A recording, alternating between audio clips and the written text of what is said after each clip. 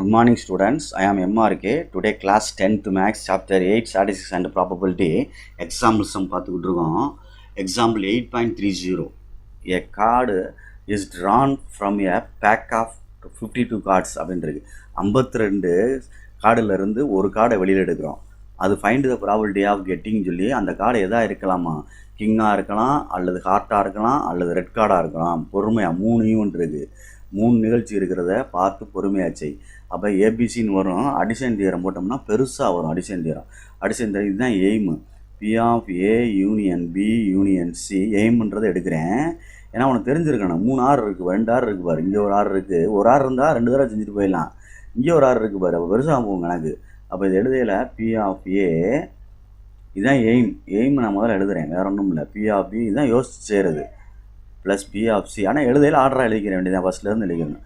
Minus P of A intersection B minus P of B intersection A minus P of சரியா சீடாது sorry இது வந்து என்ன வந்துடும், சி வந்துடும். இன்டர்செக்ஷன் சி, அடுத்து C intersection A plus P of A intersection B intersection C அப்படின்னு அர்த்தம். இதைத்தான் நான் எய்ம் பண்ணி போகிறேன், தேர்ஃபோர் அடிஷன் செய்கிறத. அப்போ ஃபஸ்ட்டு நம்ம எய்ம் பண்ண வேண்டியது என்ன அப்படின்னு கொஞ்சம் கேர்ஃபுல்லாக பார்த்துக்கோ. சரியா சொல்கிறது? ஃபஸ்ட்டு நம்பர் ஆஃப் கார்டு என்ன ஆஃப் எஸ்ஸு 52. ஓகே, அதை நான் அந்த உனக்கு ஃபிகர் போட்டு பக்கத்தில் காமிச்சிருக்கேன். 4 டைப் இருக்குது, சிவப்பில் 2 இருக்குது. இது ஒரு சிவப்பு, இது ஒரு சிவப்பு, ரெட்டு. இது பிளாக்கு, இதுவும் என்னது பிளாக்கு. இது பிளாக்கில் 13, பிளாக்கில் 13. பிளாக்கில் வந்து 26 கார்டு. இங்கே ஒரு ரெட்டில் ஒரு 13 ஆர்ட் இருக்குது, இங்கே ஒரு இது டைமண்ட் இருக்குது, அது ஒரு 26 ரெட்டில்.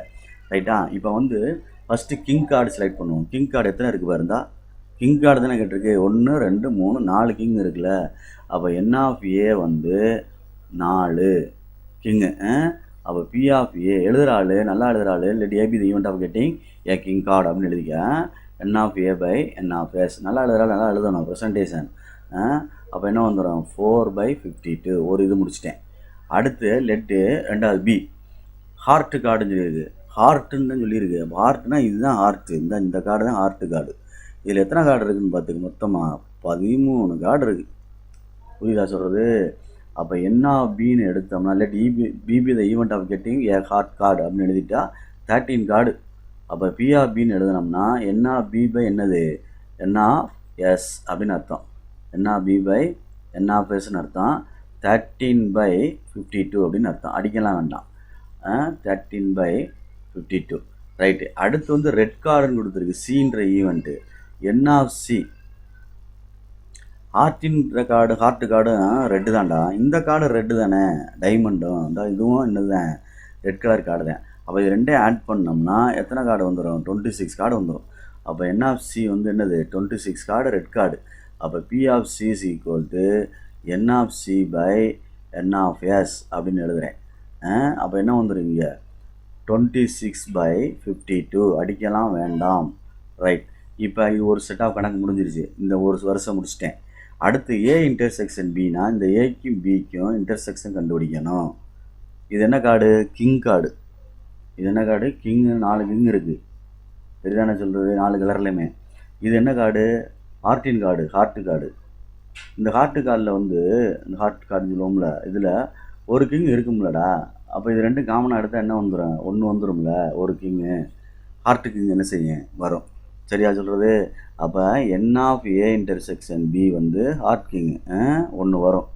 அது என்னன்னா ஹார்ட்டு கிங் அப்படின்னு வேணால் எழுதிக்க தெரியிறக்காண்டி. ஹார்ட்டு கிங் வரும், ஒரு கார்டு வரும். சரியா? ரைட். அப்போ P of A intersection B வந்து என்ன வரும், n of A intersection B by n of S. அப்போ என்ன வந்துடும் 1/52. அவ்வளோதான். இது இன்டர்செக்ஷன் 1. ரெண்டாவது இன்டர்செக்ஷனுக்கு வர்றோம், என் ஆஃப் பி இன்டர்செக்ஷன் சி அப்படின்னு வர்றோம். பி இன்டர்செக்ஷன் சினா இதுக்கும் இதுக்கும் இந்த இதுக்கும் இது 26 கார்டு. 26 கார்டு என்னென்ன கார்டு, டைமண்ட் 13, ஹார்ட்டு 13. ஏன்னா ரெட் கார்டு தானே சொல்லியிருந்தான், ரெட் கார்டு தானே இது ரெட் கார்டு. அப்போ நீ இது ரெண்டுக்கும் பார்க்கையில் இது 13 கார்டு என்ன கார்டு, ஹார்ட் கார்டு. அப்போ இந்த 13 கார்டும் இங்கே இருக்கும்ல, இந்த ஹார்ட்டில் இந்த 13மே எங்கே இருக்குது, இங்கே இருக்குது. அப்போ இதுவும் பொது தான். 2 மட்டும் விட்டு ஓரத்தில் ஒதுக்கிற வேண்டியதான். ஏன்னா பிக்கும் சிக்கும் தானே காமன் கேட்டிருக்கு. இது பியில் ஹார்டின் கார்டே 13 இருக்குது. இதில் 26 கார்டு வந்து ரெட் கார்டு இருக்குது. ரெட் கார்டுனா ஹார்டின் கார்டும் கலந்துருக்கு, இது டைமண்ட் கார்டும் கலந்துருக்கு. அப்போ நம்ம எடுக்கையில் ரெண்டுலேயுமே புறக்கி எடுத்தோம்னா 13 கார்டு ஹார்டின் கார்டை எடுக்கலாம். ஹார்டின் கார்டு என்ன செய்யலாம், 13 கார்டை எடுக்கலாம். அப்போ ஹார்டின் ரெட்டு ஹார்ட் கார்டு ஃபுல்லாக எடுக்கலாம். ஹார்ட் கார்ட்ஸ் ஃபுல்லாக என்ன செய்யலாம், எடுக்கலாம் காமனாக ரெண்டுக்கும். அப்போ 13. அப்போ P of B intersection C formula எழுதி n of B intersection C divided by n of S. கொஞ்சம் வேகமாக எழுதிக்கிறேன், சொல்லிக் கொடுக்காண்டி லேட் ஆகுது. 13/52. ரைட். அடுத்து வந்து சிக்கு ஏக்கும் சி இன்டர்செக்ஷன் ஏ கண்டுபிடிக்கணும். என்ன வரும், என் ஆஃப் கவுண்டிங்கில் சிக்கு ஏக்குன்னா இந்த ஃபஸ்ட்டுக்கும் லாஸ்ட்டுக்கும் இந்த ரெண்டுக்கும் 4K இருக்குது. சரி, இதில் 2K இருக்கும்ல, ஒரு ரெட் கே ஒன்று, ஒரு என்னது ஹார்ட் கே ஒன்று. அப்போ 2K இருக்கும். என்னது ரெட் கே 2K இருக்கும், ஹார்ட்டில் ஒரு கே இருக்கும். சரியா என்ன சொல்கிறது, ஹார்ட் கே ஒன்று, அதே மாதிரி இன்னொரு கே இருக்கும். என்ன ஐயோ, ஹார்ட்டு கே ஒன்று இருக்கும், ரெட் இது